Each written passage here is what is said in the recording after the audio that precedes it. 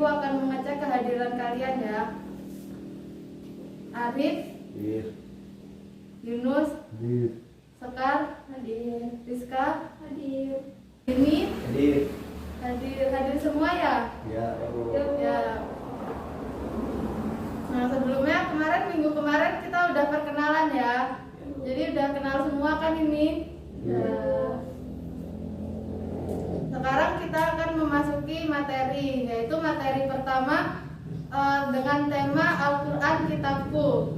Ada yang tahu Al-Quran itu apa? Kitab Allah yang diturunkan kepada Ya Mas Arif, gimana? Yang keras? Kitab Allah yang diturunkan kepada Nabi Muhammad melalui malaikat Jibril. Ya benar sekali, Al-Quran itu adalah kitab Allah yang diturunkan kepada Nabi Muhammad melalui malaikat Jibril. Di sini di materi yang Ibu bagikan di situ ada pengertian Al-Quran. Pengertian Al-Quran itu beda-beda ya menurut para ulama. Coba Rizka bacakan pengertian Al-Quran menurut Syekh Muhammad Kuwairi Bey.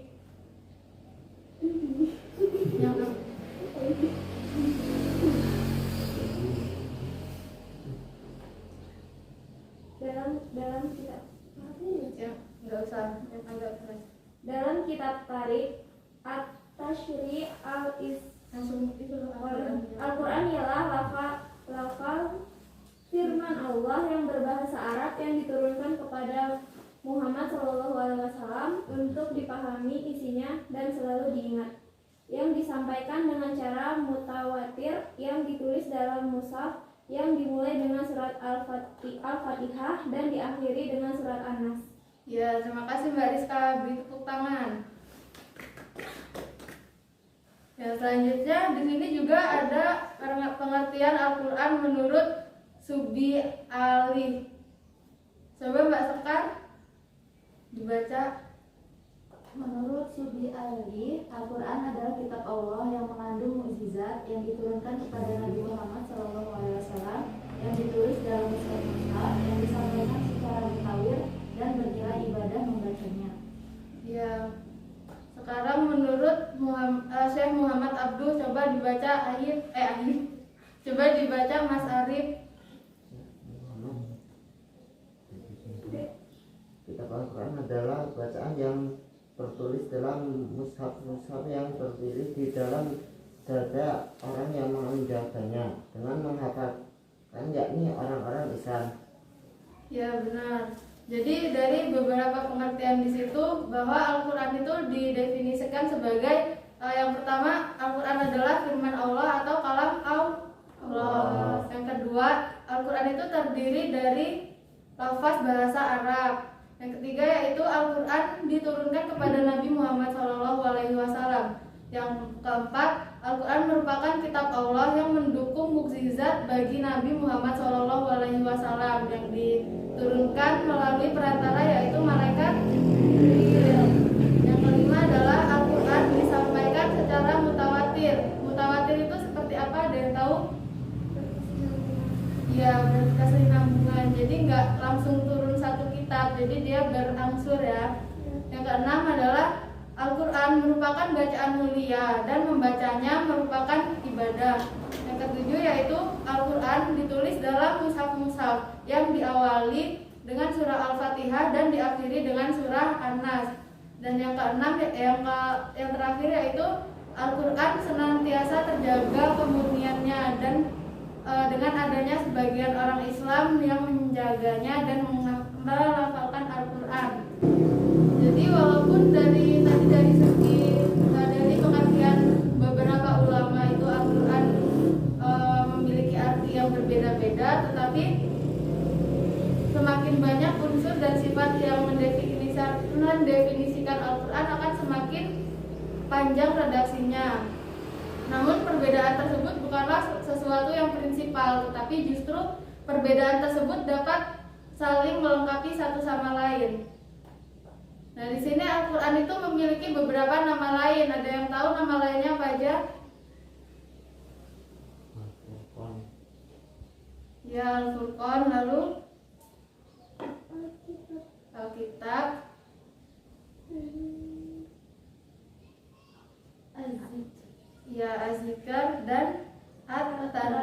Iya. Lalu materi selanjutnya yaitu bagaimana bagaimana sifat orang yang berteguh dengan meyakini Al-Quran. Jadi orang yang berpedoman pada Al-Quran, orang itu harus memiliki budi pekerti yang luhur. Misalnya seperti apa?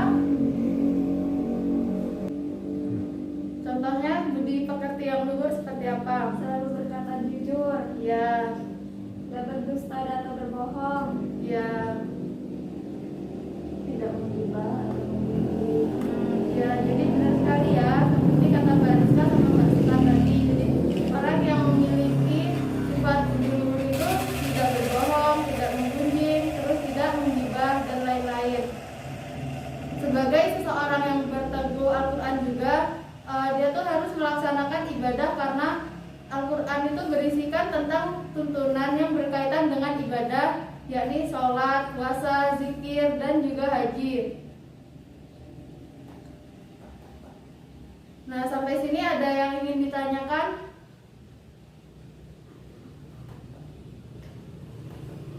Sudah paham semua atau belum? paham Bu. Sudah paham ya. Jadi kalian ibu kasih waktu 5 menit baca nama-nama Al-Quran sama pengertiannya. Sebenarnya Al-Quran di situ, Al-Quran sendiri nama lainnya ada Al-Quran yang artinya adalah bacaan yang atau yang dibaca. Lalu Alkitab yaitu kitab suci Allah. Al-Furqan itu pembeda. Az-Zikr yaitu pemberi peringatan, dan At-Tanzil yang artinya adalah yang diturunkan.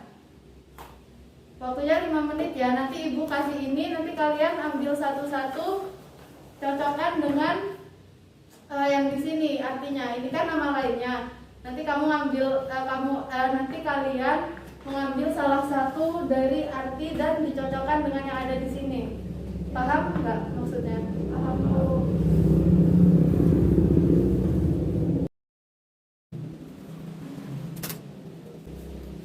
Dibaca ya. Nanti ibu panggil satu-satu.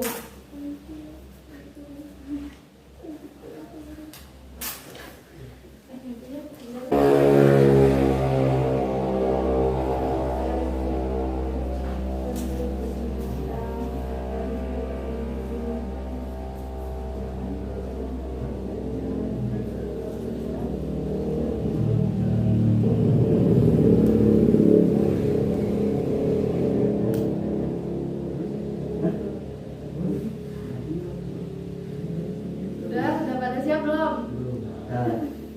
Udah. Masih nyari.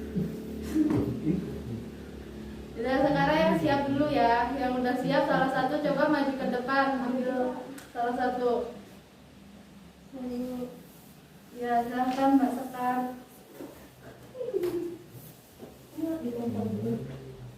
Tempel yang sesuai sama artinya.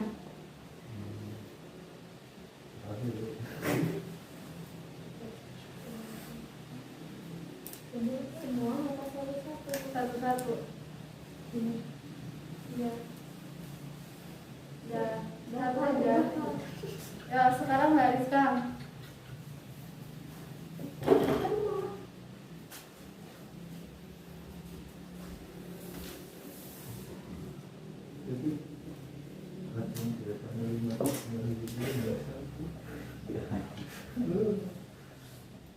Ayo Mas Arif.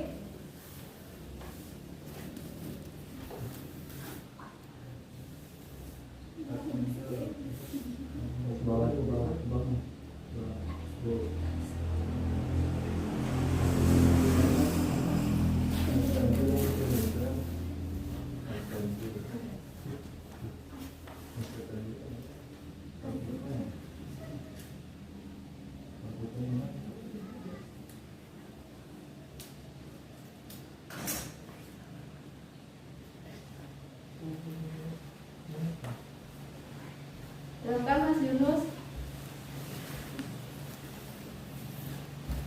Tinggal satu lagi ya Mas.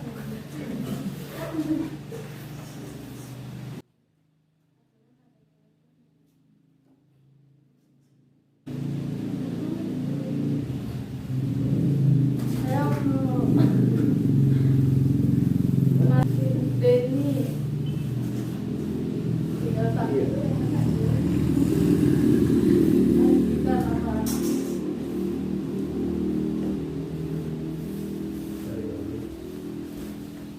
Ya benar sekali ya, terima kasih. Jadi Al-Quran itu nama lainnya ada 5. Yang pertama Al-Quran yaitu berarti bacaan, Al-Furqan yaitu pembeda, At-Tanzil yaitu yang diturunkan, Alkitab yaitu adalah kitab suci Allah, dan yang terakhir adalah As-Zikr yaitu pemberi peringatan. Udah kayaknya udah paham semua ya.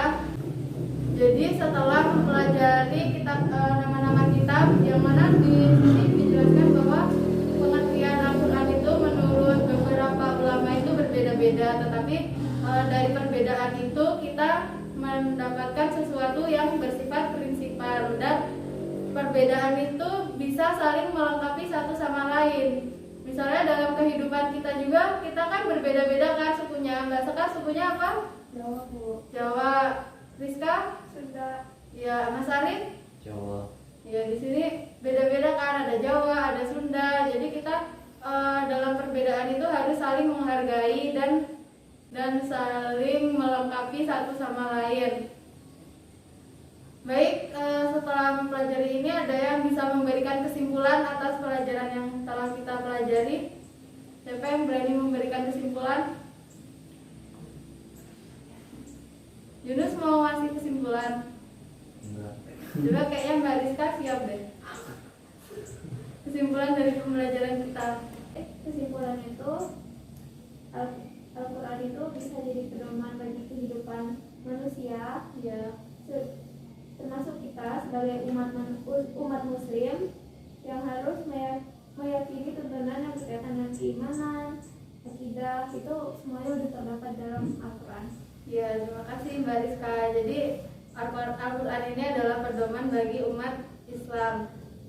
Baik, jika tidak ada, masih ada yang ingin ditanyakan? Tidak, udah paham semua ya? Alhamdulillah. Jadi karena udah paham semua dan waktunya sudah habis, kita tutup pelajaran